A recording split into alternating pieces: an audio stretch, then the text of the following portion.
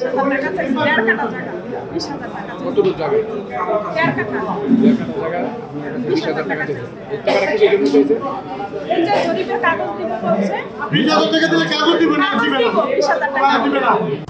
কাগজপত্র ঠিক থাকার পর ভূমি জরিপের কাগজ করতে 20,000 টাকা লাগবে। টাকা না দিলে কোনো কাজ হবে না। নারায়ণগঞ্জের সিদ্ধিরগঞ্জের বাসিন্দা আয়েশা আক্তার এভাবেই নিজের অসহায়ত্বের কথা জানান।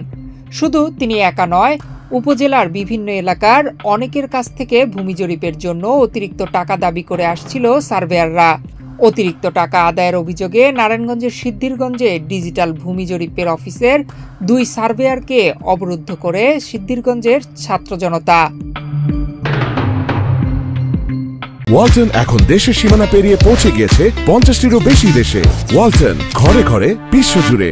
23 জুলাই বুধবার দুপুরে প্রায় 5.5 ঘন্টা সিদ্ধিরগঞ্জের সহকারী সেটেলমেন্ট অফিসার মোহাম্মদ মহসিন আলী সর্দার ও সার্ভেয়ার নজরুলকে অবরুদ্ধ করে রাখা হয়। পরে নারায়ণগঞ্জ জেলা প্রশাসকের নির্দেশে সিদ্ধিরগঞ্জ থানার পুলিশ তাদেরকে আটক করে থানায় নিয়ে যায়। ঘটনাস্থলে থাকা ভুক্তভোগী এলাকাবাসী জানায়, জমির কাগজ সম্পূর্ণ ঠিক থাকার পরেও বিভিন্ন ভয়ভীতি দেখিয়ে অতিরিক্ত টাকা আদায় করত সার্ভেয়াররা। আমার থেকে 1 লাখ টাকা দাবি করে 40,000 টাকা অলরেডি রয়েছে, আর 20,000 টাকা দাবি করছে, নাকি আমার 10,000 টাকা দিই। আপনি কাগজপত্র পান না এখন? না, কাগজপত্র পাইনি। কতদিন আগে দিয়েছেন টাকা? দিছি আজ 7-8 দিন।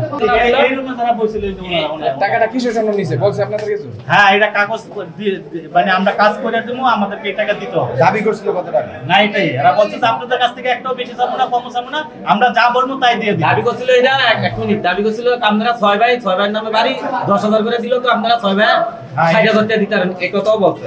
নিজেকে নির্দোষ দাবি করছেন অবরুদ্ধ থাকা সিদ্ধিরগঞ্জের সহকারী সেটেলমেন্ট অফিসার মোহাম্মদ মহসিন আলী সর্দার। তিনি কারো কাছ থেকে টাকা না নেওয়ার দাবি করেন। এই পর্যন্ত আপনারা কত টাকা নিয়েছেন? কয়জনের কাছ থেকে? আমি টাকা নিই কার কাছ থেকে? আপনি নেন নাই? আপনার আমি জানিও না কিছু। এটা যারা এটিএন মিডিয়া ওনারা আসছিলেন, ওনারা কিছু বলতে পারবেন, আমি জানা নাই। ওনারা বলতে এখানে টাকার ডিমান্ড হচ্ছে।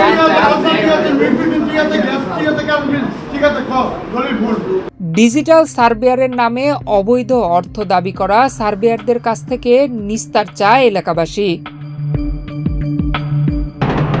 নয়ন বিশ্বাস, বাংলাদেশ প্রতিদিন।